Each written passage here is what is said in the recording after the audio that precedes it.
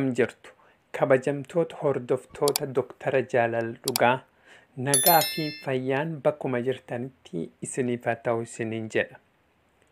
Dhiira amaloota armaan gadii qabdu yoomiyyuu gonkumayyuu itti hin heerumin, itti heerumuuf yookaan ammoo bultii wajjiin ijaarrachuu fi hin yaadin osoo jaalattellee.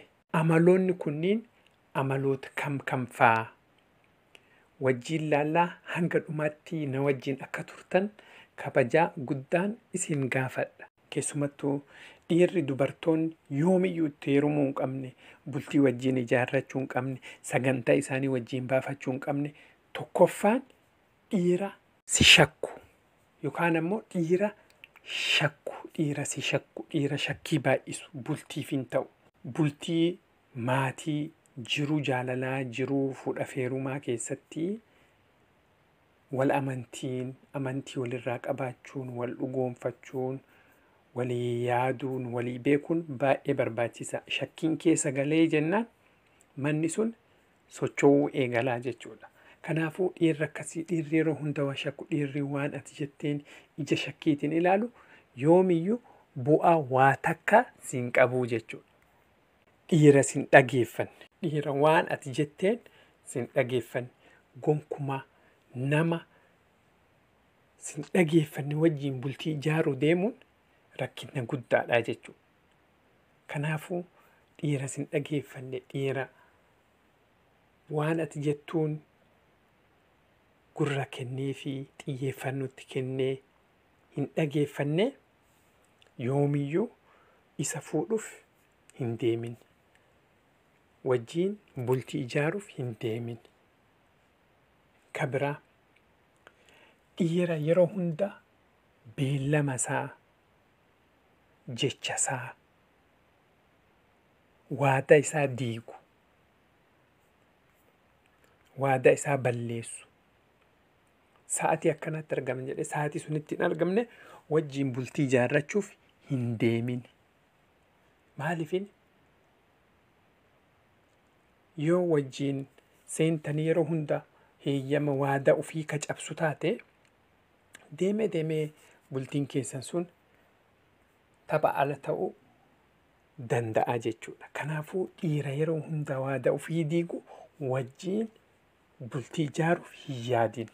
Kabiraa nama dursa siin kennine wajjiin bultii ijaaruuf fuudhaaf heeruma raawwachuuf hin deemin. Nama xiyyeeffannoo siin kennine, nama si wajjiin dursa siin kennine wajjiin bultii ijaaruu deemuun duubattu uf deebisuudha.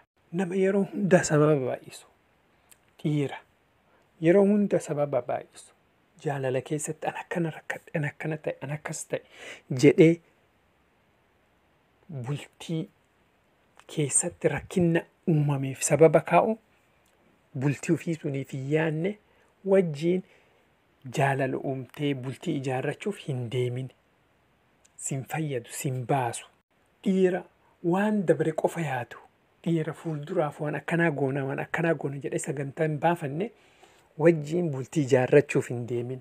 Dhiira si wajjiin hin dubbanne, dhiira si wajjiin hin haasofne, dhiira waan sagantaa ofii si wajjiitti hin himne wajjiin bultii ijaarrachuuf hin deemin. Fuudhaa fi heeruma gaa'ila cidha raawwachuuf hin deemin. Dhiira si kijibdu wajjiin gonkumaa kun dhiirallee ta'e dubartiillee ta'e baay'ee barbaachisa. Wal kijibuun hin barbaachisu. Nama si kijibu, dhiira si kijibu wajjiin bultii ijaarrachuuf hin deemin. Dhiira maatii ofii jibbu, dhiira maatii ofii tuffatu, dhiira maatii ofii arrabsu wajjiin bultii ijaarrachuuf hin deemin. Booda deemee sillee akkasuma godha jechuudha.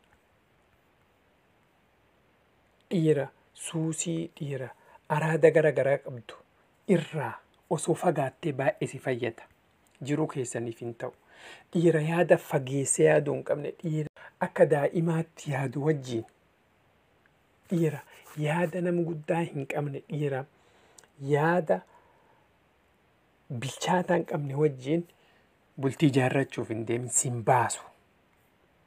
Dhiira si miidhu, dhiira dhiibba sirra godhu, dhiira si mirga kee dhiibu dhiira si dhiitu dhiira si arrabsu wajjin bultii ijaarrachuuf yoomiyyuu hin deemin. Maarree hordoftoota koo qophii har'aa irraa waa baay'ee akka barattan keessumattuu wantoonni kun dhiira qofaafi miti dubartootaafis ni fayyadu. Akka barattan abdii guddaan qaba. Amaloota kana qophii taanu irratti baay'ee addaan babaasee sababa isaa wajjin isinii kaa'a. Viidiyoon kun isinitti tole laayikii gochuun dagatina. Ammoo namoota chaanalii keenyaaf haaraa taatan sabskiraayib godhaa. Maatii Dooktara Jaalaloo Dhugaa makama. Ispoonsara keenya Aadaa Jaawoo baay'ee galatoofannaa. Waan na hordoftaniif waan na wajjin turtaniif galatooma isiniin jechaa hanga viidiyoo biraatiin wal agarrutti nagaan.